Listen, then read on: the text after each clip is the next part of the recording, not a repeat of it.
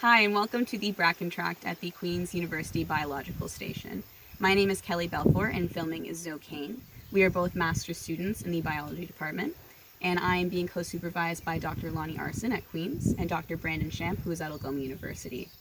Zoe and I will be spending our whole summer here collecting data for my project, which looks at whether or not smaller plant species are more shade tolerant in herbaceous vegetation.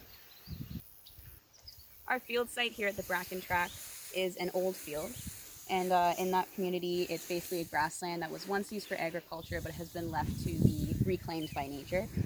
And in the Champ and Aarssen labs we mainly focus on old field communities like this and grasslands.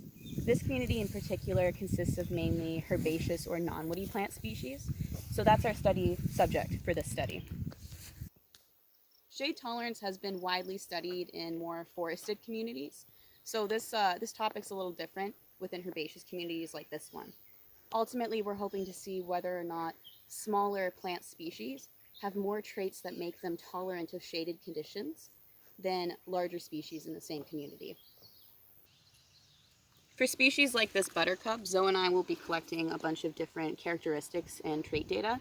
So from the plant, we'll be taking like light readings, moisture readings, the height of the individual, and we'll be taking the bottom leaf from each individual as well to see how much chlorophyll's in it, how much nitrogen, things like that.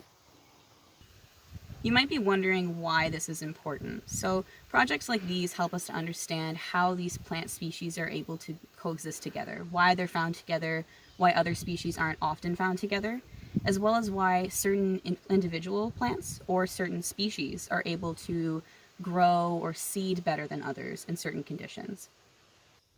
On a larger scale, understanding these habitats is very important because grasslands and old fields are very important habitats for small mammals, insects, birds, as well as the occasional deer. So it's good that we're getting some more information about how these systems work and how they might change in the future.